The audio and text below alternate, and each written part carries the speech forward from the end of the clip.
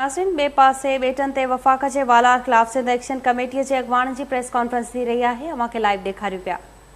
Doctor रसूल बख्श कासकली, GSM कौमी मार्ग चेयरमैन सनान कुरैशी, जीएसएम मार्ग चेयरमैन रियाज अली गांजो, जसकम अगवान असलम खैरपुरी, जीएसएम कौमी पार्टी के जनरल सेक्रेटरी मोहम्मद अली खुश, आवामी पार्टी के जनरल सेक्रेटरी नूर नबी राहूजो, हुर्रियत मज़ाहमत तहरीक जो मुक़ल्लिद खान, महरान महमूद, रोशन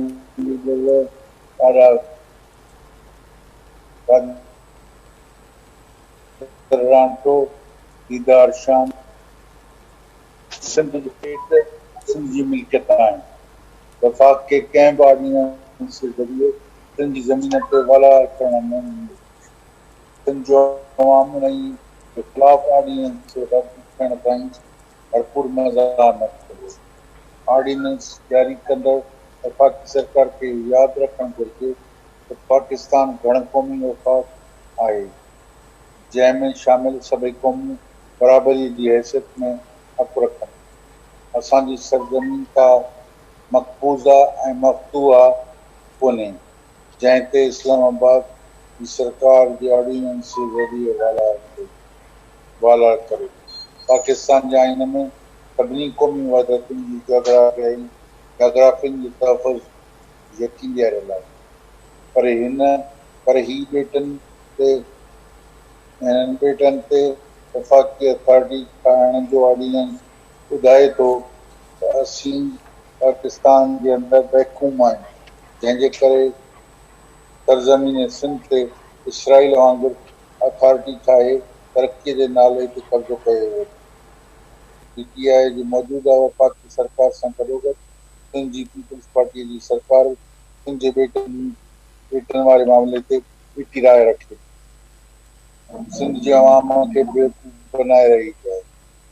गवर्नर सिंध जो तस्लीम करे थो त बेट सिंध जी मिल्कियत आहे, पर उन्हीअ ते जारी कयल ऑर्डिनेंस खे सिंध जे मफ़ादनि जे ख़िलाफ़ न आहे, नथो सम्झे। ऐं मथां वरी वफ़ाक़ी वज़ीर इहा दावा थो करे त ॿिए स्पोर्ट्स कास्ट अथॉरिटी जी मिल्कियत आहे, जॾहिं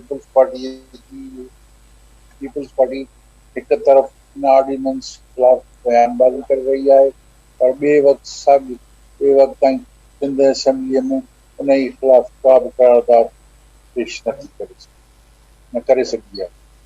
सिंध जो अवाम जंहिंजो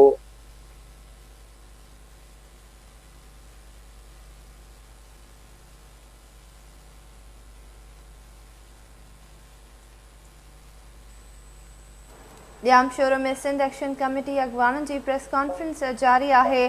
सिंध जे बेटनि ते वफ़ाक़ जे वालार ख़िलाफ़ ही प्रेस कॉन्फ्रेंस कई वई आहे।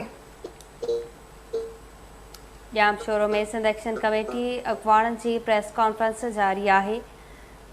जलाल महमूद शाह प्रेस कॉन्फ्रेंस कर रहे हो। संदसि चवण हो त बेट सिंध जी मिल्कियत आहिनि, वफ़ाक़ जी वालार कंहिं बि सूरत में बर्दाश्त न कई वेंदी। हुकूमत फौरी तौर इहो ऑर्डिनेंस वापसि वठे, न त ॿी सूरत में एहतजाजी तहरीक हलाई वेंदी। बिल्कुलु नाज़रीन, STP सरबराह डॉक्टर कादिर मक्सी बि मौजूदु आहे, जॾहिं त मुख़्तलिफ़ अॻवान गॾियल प्रेस कॉन्फ्रेंस करे रहिया आहिनि। सिंध जे वफ़ाक़ जी वालार ख़िलाफ़ सिंध एक्शन कमेटीअ जे अॻवान जी प्रेस कॉन्फ्रेंस जारी आहे। बिल्कुलु नाज़रीन, अवांखे ॿुधायूं पिया ॼाम शोर में सिंध एक्शन कमेटी जे अॻवाननि पारां प्रेस कॉन्फ्रेंस कई पई वञे।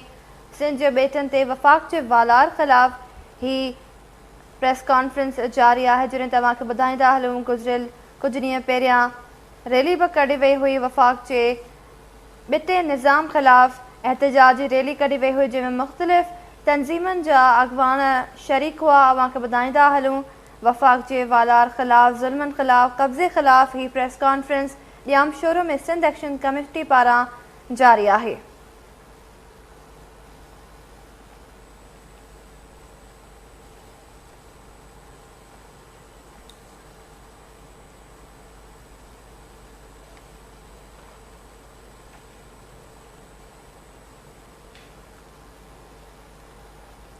वफ़ाक़ जे वालार ख़िलाफ़ सिंध एक्शन कमेटीअ जे अॻुवाणनि जी प्रेस कॉन्फ्रेंस थी रही हुई। संदसि चवणु हो त ॿेट सिंध जी मिल्कियत आहिनि। वफ़ाक़ जी वालार कंहिं बि सूरत में बर्दाश्त न कई वेंदी।